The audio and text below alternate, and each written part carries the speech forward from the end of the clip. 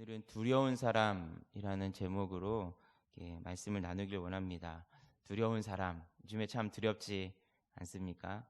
세상이 발전하고 또 시대가 발전하고 과학이 발전해서 우리가 너무 편리한 세상에 살아간다라는 생각을 참 많이 하게 되는 시대에 삽니다. 스마트폰 하나면 할 수 없는 일들이 몇 가지가 없죠. 많은 일들을 이제 할 수 있고, 마트에 가지 않아도 장을 볼 수 있고, 또 은행에 가지 않아도 은행 업무를 볼 수 있는 세상이 되었다라고 생각이 됩니다. 정말 많은 부분 우리가 편안해지고 편리해졌는데도 불구하고 이상하게 이 세상은 더 두려워지는 것 같다라는 생각이 듭니다. 너무 살기 힘든 세상이 되어지는 것 같다. 또 각박한 세상이 되어지는 것 같다라는 생각도 하게 됩니다. 수많은 사람들이 그렇게 행복해하지 않는 것 같다라는 생각도 들고, 많은 사람들이 세상을 비관하고 있는 모습도 많이 보게 됩니다. 더 좋은 세상을 꿈꾸지만 세상은 나날이 더 고달퍼지고 힘들어지고 좀 여러 가지로 어려운 세상이 되어가고 있다라는 생각이 듭니다. 우리가 말세라는 말을 하죠. 이 세상을 바라볼 때 진짜 마지막 때가 가까웠나 보다 라는 생각이 들 정도로 심각한 현실 속에 우리가 살아가고 있는 것을 봅니다. 최근에 저희가 새벽마다 묵상하고 있는 본문이 마가복음입니다. 마가복음 13장에 보면 예수님께서 마지막 때에 일어날 일들, 말세의 징조에 대해서 말씀해주고 있는 장면이 있습니다. 몇 가지로 얘기해 주시는데 좀 같이 보면 좋겠는데, 마가복음 13장 5절에서 6절에 보면 이런 말씀이 있어요. 너희가 사람의 미혹을 받지 않도록 주의하라. 많은 사람이 내 이름으로 와서 이르되 내가 그라하여 많은 사람을 미혹하리라. 마지막 때의 징조가 이단과 적그리스도들, 거짓 선지자들이 나와서 미혹을 하게 될 것이다 라고 말씀하여 주시는 것을 보게 됩니다. 정말 그렇지 않습니까? 요즘에 신천지가 확 드러났죠. 저는 신천지 숫자가 많다 그랬지 정말 이렇게 많은지는 몰랐습니다. 24만 명이라고 얘기해요. 그리고 실제로 우리에게 이제 오픈한 명단이 21만 몇천 명 이렇게 얘기하는데, 나머지 3만 명은 핵심 인물이라 그래요. 그래서 오픈하지 않는 그런 인물이라고 얘기하더라고요. 정말 많은 사람들이 이단에 빠져 있지 않습니까? 어떤 통계 자료에서 봤는데 본인이 스스로 그리스도라고 얘기하는 사람이 대한민국에 50명이 있답니다. 그리고 이단에 빠져 있는 사람들이 100만 명이라고 이렇게 말하는 걸 보게 되죠. 기독교 인구가 800만, 900만 이렇게 얘기하는데 8명 중에 1명은 이단에 빠져 있는 사람이라고 할 수 있는 거죠. 정말 많은 사람들이 이단의 미혹을 당하고 있는 모습을 보니까 진짜 마지막 때가 됐구나라는 생각이 듭니다. 또 이어지는 7절에 보니까 난리와 난리의 소문이 나고, 또 8절에 민족이 민족을, 나라가 나라를 대적하여 일어난다라고 말합니다. 난리는 전쟁을 의미하고 싸움을 의미합니다. 싸움과 전쟁이 일어나고 있고 그런 소문들이 우리의 귓가에 많이 들려오고 있는 것을 봅니다. 민족 간의 다툼이 일어나고 있고, 한 민족인데도 불구하고 특별히 우리나라만 바라봐도 남한과 북한이 전쟁 상황이죠. 휴전이잖아요. 전쟁을 쉬고 있는 상황입니다. 그리고 우리나라 안에도 좌판이 우판이 하면서 서로 다투고 갈등하고 싸우고 있는 일들이 일어나고 있고, 그런 소문들이 오늘 우리의 귓가에도 들리는 것을 보게 됩니다. 그런 걸 보니까 진짜 말세인 것 같습니다. 또 8절에 보면 하반절에 이렇게 얘기합니다. 곳곳에 지진과 기근이 있으리라. 세계 곳곳에서 질병과 자연재해가 일어나고 있습니다. 우리가 최근에 코로나 바이러스로 인해서 너무 두렵지 않습니까? 이런 너무 힘들고 두렵게 하는 그런 질병의 문제들이 여전히 우리 사회를 이렇게 괴롭게 하고 있는 거죠. 저는 살면서 이렇게 전 국민이 두려움에 떠는 거는요, 사실은 이전에 있었던 그런 여러 가지 전염병도 있었지만 이렇게까지 떨지는 않았던 것 같아요. 그리고 교회가 이렇게까지 위축되지는 않았던 것 같아요. 근데 이 질병, 이번 바이러스는 너무 이렇게 위험하고 이런 거 처음 보는 것 같습니다. 참 두려운 마음이 들고 정말 말세가 가까이 왔나 보다라는 생각이 듭니다. 이런 어려운 세상을 살아가는 그리스도인들의 삶, 특별히 우리가 신앙을 지키면서 살아가는 것은 더 힘든 세상이 된 것 같습니다. 마가복음 13장 9절부터 보면 그리스도인들이 복음 때문에 고난과 핍박을 받게 된다고 말씀하고 있어요. 사람들이 너희를 공회에 넘겨주고 회당에 매질을 하며 권력자들과 임금들 앞에 서게 될 것이다. 12절에 더 심각하죠. 형제가 형제를, 아버지가 자식을 죽는 데 내어주며 자식들이 부모를 대적하여 죽게 하겠다라고 말씀하시는 것을 보게 됩니다. 정말 두려운 세상이죠. 교회 안에서도, 신앙의 공동체 안에서도 서로가 서로를 믿을 수 없고 서로가 서로를 배신하며 대적하는 그런 모습들이 일어나게 될 거라고 말세의 징조를 말씀해 주시는 것을 보게 됩니다. 이런 생각을 합니다. 언제 주님 오셔도 이상하지 않겠다. 언제 주님 오셔도, 사실 오늘 오셔도 뭐 내일 오셔도 전혀 성경하고 매치되는 일들이 없겠다라는 생각이 듭니다. 여러분 어떠세요? 참 두렵지 않습니까? 참 두려운 세상 속에 저와 여러분들이 살아가고 있습니다. 여러분, 왜 이렇게 이 세상은 우리를 두렵게 만들까요? 그리고 특별히 예수를 믿는 그리스도인들이 더 두려움을 느끼게끔 만드는 세상의 모습들을 볼 때 왜 이런 일들이 우리가 특별히 신앙의 공동체인 교회 또 믿는 성도들 안에 일어나게 되는가? 에베소서 말씀해 보니까 이유가 나옵니다. 사탄이 공중의 권세를 잡고 있기 때문이라고 말씀하죠. 사탄이 공중 권세를 잡고 이 세상을 사탄의 나라가 되게 하기 위해서 이 세상을 이끌어가는 것이라고 생각이 되어집니다. 특별히 믿는 자들의 믿음을 무너뜨림으로 말미암아 사탄은 이 세상을 세속화시키고 하나님의 나라가 이 땅 가운데 이루어지는 것을 원하지 않기 때문에 계속해서 우리 믿음의 사람들을 공격하고 두렵게 합니다. 그런 의미에서 저와 여러분들이 이 세상을 두려워하는 것은 사실 당연한 일일 수 있겠다라는 생각이 듭니다. 그런데 질문이 이런 거죠. 그러면 우리가 두려워하고만 살아가야 되는가? 이 세상이 정말 그렇게 말세의 모습들을 보여주고 있고 또 그리스도인들이 핍박받고 있으니까, 내가 핍박당하고 있으니까 그럼 두렵게 무서운 마음을 가지고만 살아가야 되는가? 그렇진 않죠.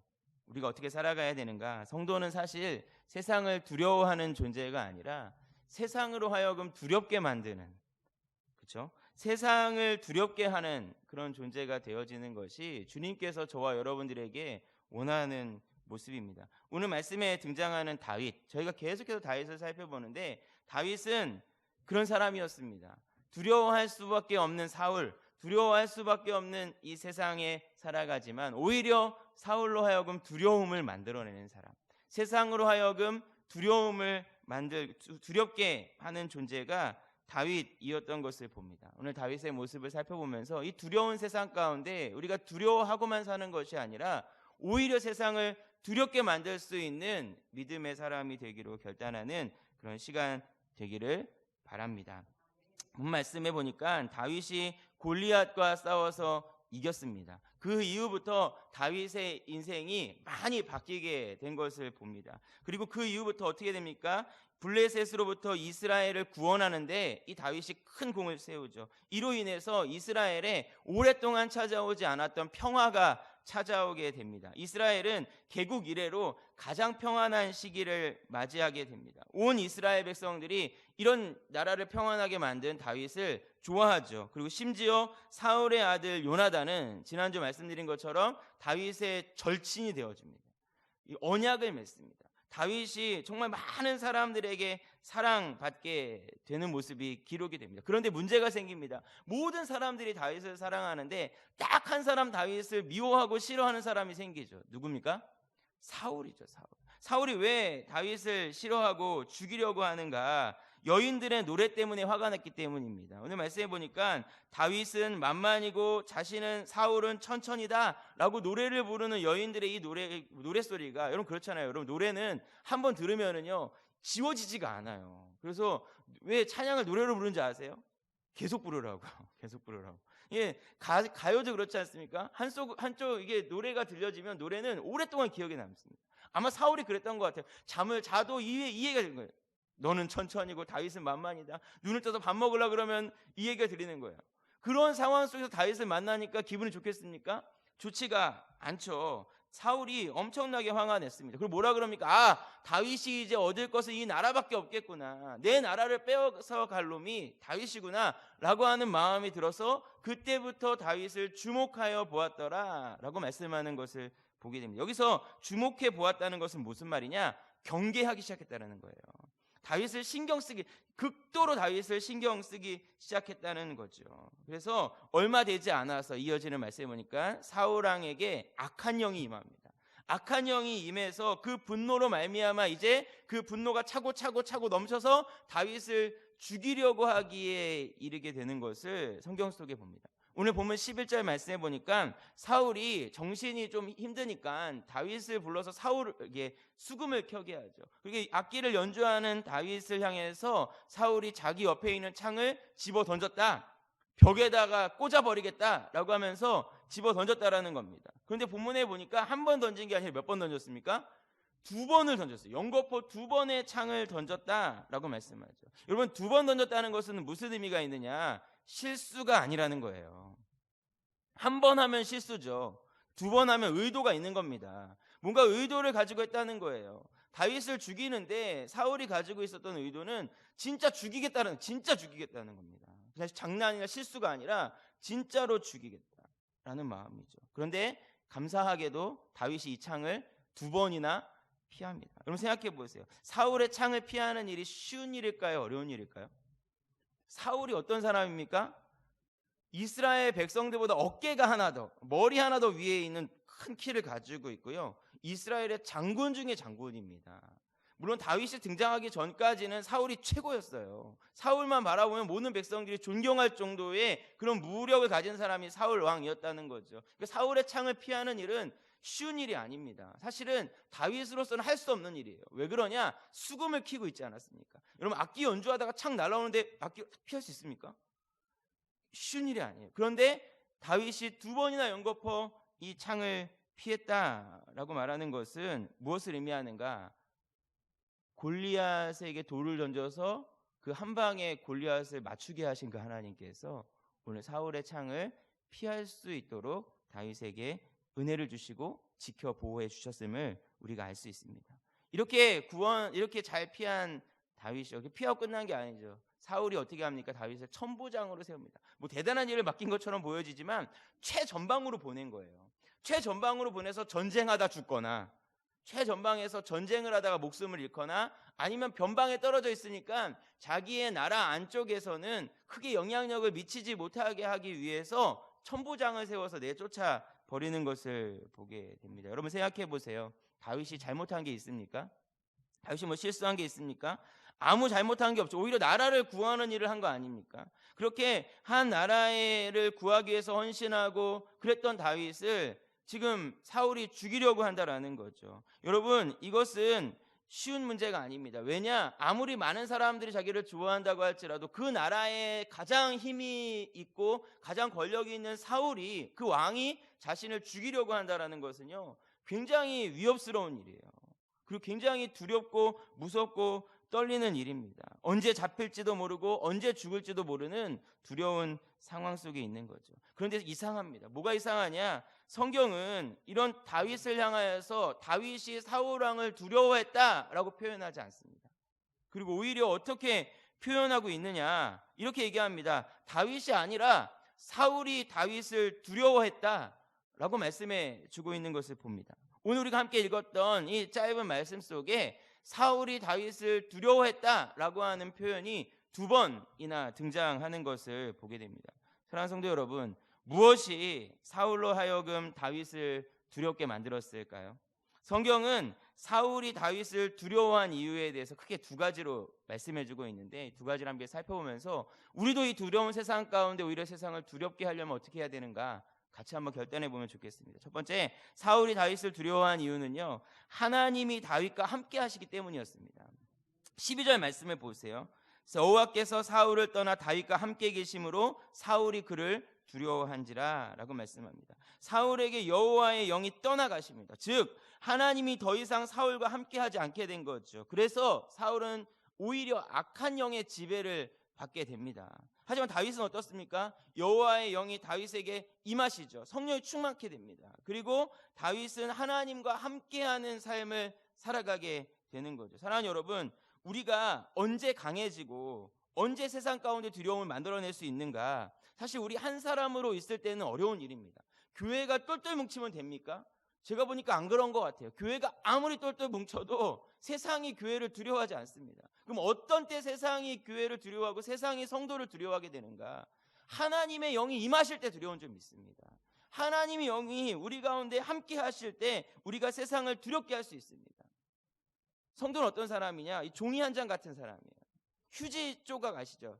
휴지 한 조각 같은 존재입니다. 휴지가 어떻습니까? 찢으려면 얼마든지 찢을 수 있고 구멍을 뚫으려면 얼마든지 뚫을 수 있죠. 근데 여러분, 이 휴지가, 이 종이 조각이 가장 강력해지는 순간이 있습니다. 언제인지 아세요? 이 종에다가 풀칠을 하세요. 풀칠을 벽에다 붙이세요.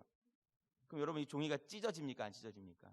뚫어집니까? 안 뚫어집니까? 절대 그럴 수 없죠. 성도가 그런 존재입니다. 우리 혼자 있을 때는 휴지 조각 같고, 우리 혼자 있을 때는 종이 한 장에 불과하는 인생 같지만, 우리가 벽에 붙어서 하나님, 강하신 하나님, 전능하신 하나님께 딱 붙어서 하나님과 함께하게 되면 세상은 오히려 우리를 두렵게 만들 수 있게, 두려워하게 된다라는 것을 잊지 않는 저와 여러분 되었으면 좋겠습니다. 사랑하는 성도 여러분, 어떻게 하는 것이 우리가 그러면 하나님과 함께하는 것일까요?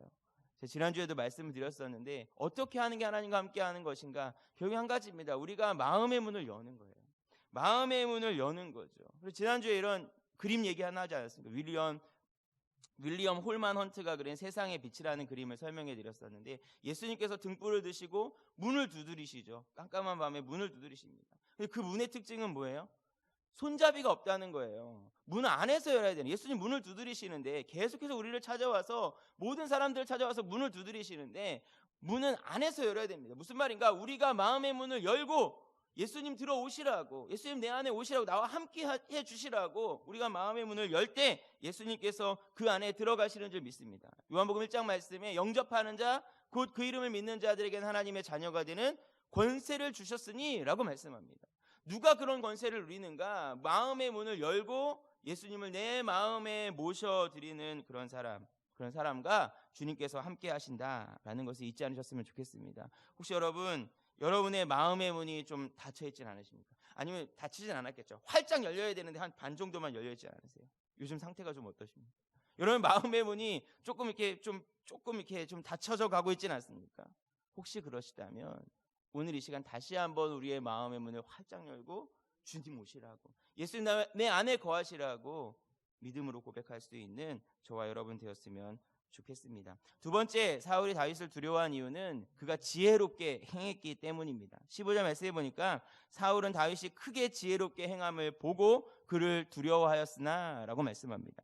다윗이 사울을 떠나 왕궁에서 나와서 천부장의 일들을 감당합니다. 뭘 했는지는 잘 모르겠어요. 그런데 13절에 보니까 백성들 앞에서 출입했다라고 하는 표현이 있습니다. 출입했다는 건 뭐냐면 나가고 들어왔다는 거죠. 나가고 들어왔다. 이게 계속 반복해서 왔다 갔다 했다라는 거예요. 이 출입했다라는 표현이 신명기서나 이제 민수기서에서는 모세가 백성들 가운데 출입했다라는 표현을 쓰는데, 이 표현이 무엇을 표현하냐면 열심히 관할하고 열심히 다스렸다라고 하는 뜻을 갖고 있습니다. 그럼 무슨 말이냐? 다윗이 백성들과 함께 교제했다는 거예요. 왕궁에 있었으니까 왕궁에 있는 사람들하고만 교제했었는데, 왕궁 밖으로 나와서 천부장의 일들을 감당하면서는 백성들의 말에 귀도 기울이고 그들과 교제하고 그들의 필요를 채워주고 그들을 위해서 열심히 일하는 그런 모습을 보여주었다라는 건데, 본문에 보니까 그 일을 어떻게 했다고 얘기합니까? 지혜롭게 행했다라고 하는 것을 봅니다. 여기서 지혜롭게 행했다라는 것은 무엇을 의미하는가? 성경이 말하는 지혜는요, 옳고 그름을 판단할 수 있는 능력이 지혜입니다. 뭐가 옳고 뭐가 그른지 판단하는 거죠. 근데 사람이 그걸 판단할 수 있습니까? 없어요. 우리는 뭐가 옳고 뭐가 그른지 모릅니다. 목사님 주일날 말씀하셨지만 눈에 보이는 것만 보기 때문에 우리가 그 안에 가지고 있는 의미를 알 수가 없습니다. 지혜가 없는 거죠. 그럼 지혜는 무엇이냐? 잠언서에 보니까 9장 10절에 여호와를 경외하는 것이 지혜의 근본이고 거룩하신 자를 아는 것이 명철이다 라고 말씀하셨습니다. 즉 다윗이 어떤 사람이냐? 하나님의 뜻을 따라서 무엇이 옳고 무엇이 그른지를 잘 판단했다는 거죠. 이 말의 의미를 다시 한번 정리하면 다윗이 하나님을 경외했다라는 겁니다. 하나님을 경외하는 지혜가 있었다는 거예요. 경외가 뭡니까? 두려운 마음과 사랑의 합성어가 경외잖아요. 두려운데 사랑하는 거죠. 그래서 그 말씀을 듣는 거죠. 다윗이 하나님을 경외했다는 것은 하나님을 두려워했고 또 하나님을 사랑하기 때문에 하나님의 말씀을 듣고 하나님의 뜻을 깨닫고 그 뜻대로 살았다라는 거예요. 그 뜻대로 행했다라는 것을 의미합니다. 사랑하는 여러분, 성도는 이 세상을 살아갈 때 어떻게 행해야 되는가? 내 안에 하나님 계시다면, 내 안에 예수님 모셨다면 그분의 말에 귀를 기울여야 하는 줄 믿습니다. 그 예수님의 말씀을 따라서 순종하는 거죠. 예수님의 다스림을 따라서 행하는 거죠. 내 뜻을 따라서 가는 것이 아니라, 내가 하고 싶은 대로 사는 게 아니라 주님 말씀하시면 그 말씀에 순종함으로 나아가는 것이 지혜입니다. 왜요? 우리는 지혜롭지 못하거든요.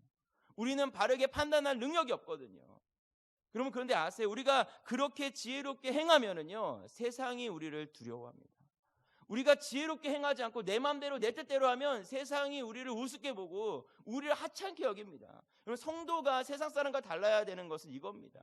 우리 안에 계신 예수님 내 안에 모셨어요. 근데 모셨는데 어디 모셨느냐가 중요하죠. CCC 사형리에 보면 왕의 자리가 있습니다. 이 왕의 자리에 내가 앉아있느냐 주님이 앉아있느냐, 이게 큰 차이가 있는 거죠. 예수님 내 안에 오셨는데 여러분 안에서 주인의 자리에 앉아 계십니까? 그래서 예수님 말씀하시는 대로 우리가 순종하며 살고 있습니까? 그렇게 하면 세상이 우리를 두려워한다라는 거예요.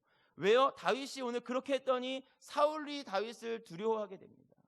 사랑하는 성도 여러분, 저와 여러분이 하나님을 의식하며 살아갈 수 있는 성도 되길 원합니다. 하나님의 뜻을 따라서 순종하며 살아갈 때에만 우리가 강력한 능력을 나타내고 세상으로 하여금 두려움을 만들어낼 수 있게 된다는 것을 잊지 않았으면 좋겠습니다. 그럼 어디서 그렇게 살아야 될까요? 일단 내가 속한 작은 영역 속에서, 특별히 여러분의 가정 속에서 배우자를 향하여서 두려움을 만들어낼 수 있길 바랍니다. 너무 요즘에 여러분을 함부로 대하지 않습니까? 예, 두려움을 만들어내는 방법은 하나밖에 없어요.